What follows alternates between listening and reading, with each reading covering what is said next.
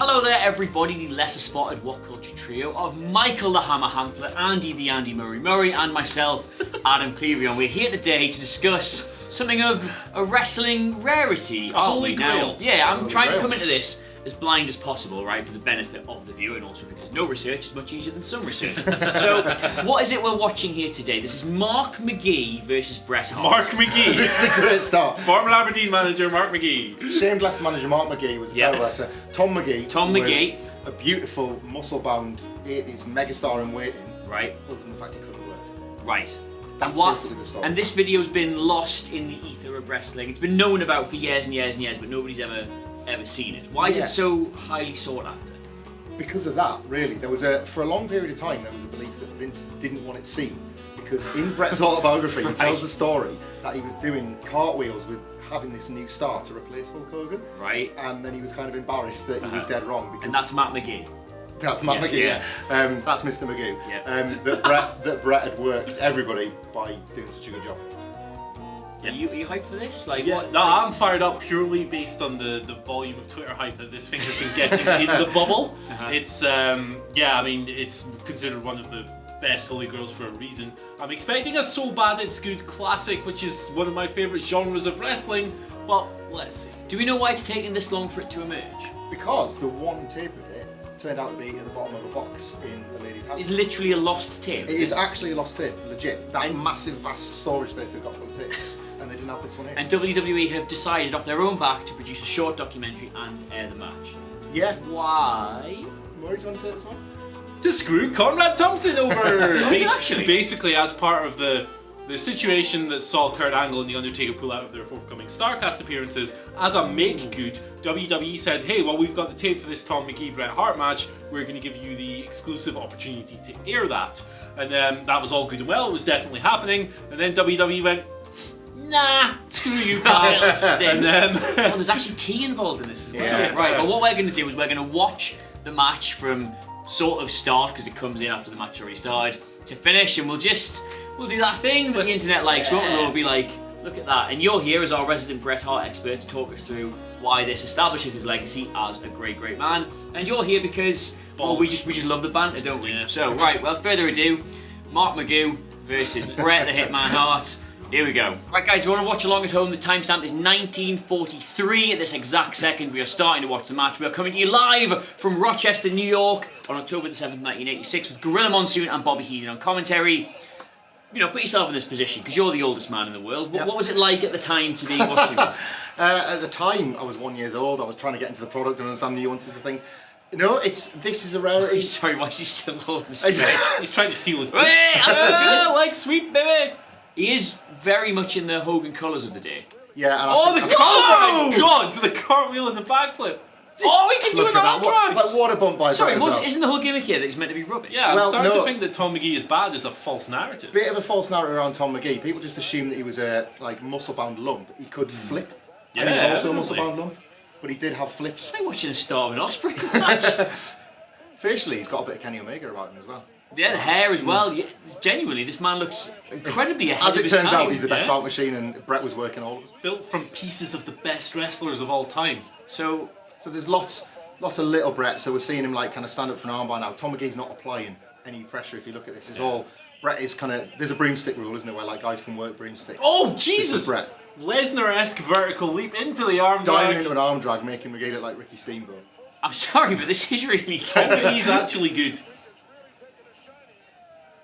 Oh, look, oh, brace. So, right, talk me through what's he doing wrong here? Magee's not doing anything wrong. He just didn't know how to do anything yet. So he's in there with Bret. He was wrestling with Ted DiBiase, guys like that. And had he just kept doing that, things probably would have worked out for him. That's how most wrestlers train. But Bret was so good in this that Vince was like, well, we don't need to do that. Let's expedite the push. And on he goes. And then Magee has to actually carry his end of So the this match. actually ended up becoming a great part of Bret Hart's career, effectively. Yeah, like, it was one of them sort of, this match, and then poof, just 8 more years and he wins the title. But this was the springboard. Oh, my god! Bret gets What the the knee. hell? Oh, that's And that's then, not a good drop so kick. Bret hit me again. Yeah, Bret goes to okay. the floor. That's one hell of a dropkick. Oh my god, he barely got off the ground. Inspired from Bret there, because he's livid on the floor. That gives time for Magee to stand in the ring, pose, get soak up loads of cheers for what you just guys laughed at, you know? Yeah. Already that dropkick is forgotten and people Yeah. are going nuts for this guy who's nearly chasing Bret out of the arena. The crowd giving it some. Giving it jip. And also, any idea where I can get that tie? Josh Brown's wardrobe? Josh Brown's wardrobe. Pulling his trunks out of his bum. So the plan was for Magee at this point that he was going to be on the receiving end of a super Hogan push. Yeah, especially after this. 1986, Hogan's a commercial giant, and yet Vince is already looking past him to his next big star, and he sees this and thinks, well, I've got him. He'd get 4 more years out of Hogan in the end. Dropkick, man. Oh my god. Am I the only person who thinks the first drop kick looked like it connected more than the second? The second was obviously better form. But the first one I like hurt. So Magee's got this funny way of selling. It's kind of very Thunderbird, isn't it? Dead weight off an atomic drop. He moves around like a broken action figure that's had a couple of his limbs super glued in place. He looks like a broken action figure. Very Jinder Specifically Mahal-esque. He-Man. I tell you what, mind, if you opened up his port on the back and filled him full of water, I bet you get some really good sweat action out of that. He's got a better body than those Maximum Sweat figures. Where is the Maximum Sweat figure? I'll put it back on the He's going to shelf. get contextualised. Drying off. Horrifying half of the office. Tom Magee can't bump that well. No. He just might have separated his own shoulder off that. But he can flip. So how long had he been in the business at this point, do we think? Not very long. He'd had a powerlifting and I think gymnastics or minor athletics career. Wow, even though it's in the past, I can hear Vince McMahon masturbate. I can actually hear his fly going down as you say that. Oh, gymnastics. Zip. Bret's like excellence of execution, not just a nickname. Tom Magee's rolling out the weight of a leg drop and Bret manages to wrap his knee around him without touching him. This is the art of this match, by the way, not to be the wrestling ball that I know I am. That's why you're here. This is what this is, you know, like Bret is effectively wrestling himself. This is so good. One of the stories was he asked Tom what he had in his locker and Tom gave him 3 moves and Bret doesn't as much as say it, but I think 2 of them were those backflips. Wow. So that's what he had to go off and he was like, right, I'll put the rest together, If those are the spots, obviously it's relatively early in the match, but he's done a really good job of building the match around them. It's an extended television squash, really, where normally Tom Magee would be taking up most of the offense. Bret needs to. I'll tell you what, for Tommy Tugboat here, oh my god! He nearly died. Tommy Tugboat has got to do something about that hungry bum, man. It's really distracting. Really distracting. God, it goes all Jesus. Oh my god, it's like a thong man. Wow. No wonder you didn't make it, Goober. Ruined Ahmed Johnson's career, didn't it? It did, yeah. God, that is. A lot of things ruined Ahmed Johnson's career. Thanks for pointing that out. I've now seen up that man's tunnel. You're welcome. For 33 years, Bret thought he could distract people from his failings, but he didn't consider his hungry arse. Oh, he didn't put his legs down. So this is the spot that I think's been getting the most attention since the match aired. Bret goes up for the elbow, and Tom Magee literally just has to roll out of the way. And hesitates. Brother broke a rib. So that move was to set up Tom Magee's comeback, which has now been stalled. So Tom Magee has to improvise. Oh dear. So this is kind of how you see the sausage is made. Bret's picking him up. He's had to talk to him. Mate, you don't see the sausage made after I'm looking at that man's arse at the Bret's told to take a turnbuckle pump. Tom Magee nods. Oh. Go on, Tom. Oh, the bump. And the hitman. Yeah. Hitman commits to the cause. Yay! Popping the boys and himself. Is that a bow or remembers is he to selling? sell. Oh. Like, even his pose is a bit limp, and he's got muscles on top of his muscles. Oh, yeah. Is he the least pumped man you've ever seen? He's- there he goes again. You can't see me? No, he's alright. 5 knuckle shuffle. There are gifs online of his chops. Oh, there's his Up. patented. Small baggage. Oh. Yeah, there are gifs Appropriate online of name. his chops that look like he's actually trying to air after somebody's been hit with a real chop. He's trying to like cool the chest down. Interesting. This is roll-ups. Yep. 1, 2. Oh, well done. Good. That's it. Good ring awareness from Bret Hart there. Excellent execution.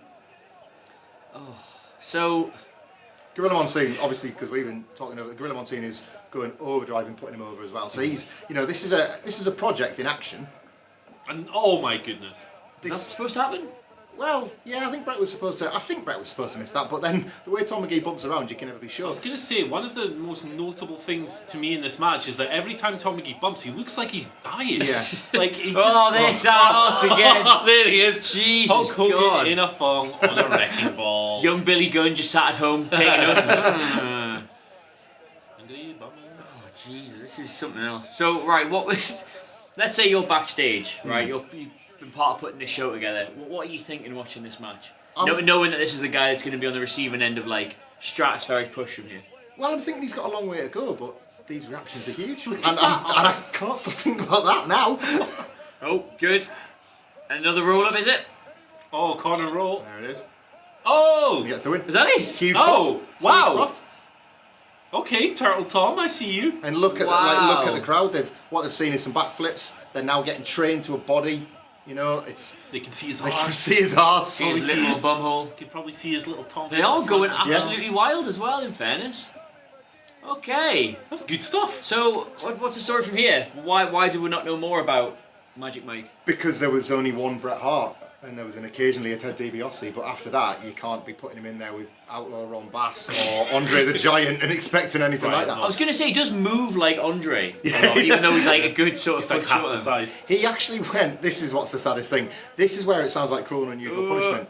In order to teach him how to improve his working style, he was sent on various tours to Japan, where there was absolutely no wiggle room with guys like Bret. Yeah. He was showing up and he was embarrassed, and it was damaging, because that sort of stuff, That's cool. yeah, that sort of stuff's We really love that cool. now. Yeah. He's the proto Flippy dude. I'm a big fan. This guy is unreal. Look at that! Look at that face. Look at that And that's dude, 1980s man. American money, isn't it? God. He looks. What does he look like there? With the TV character, he's got the face like that. I've forgotten his name. Dear God, trademark I'm copyright. slapping the trademark on the end Yeah, as well. well. Start with Conrad. So what have we learned here, boys?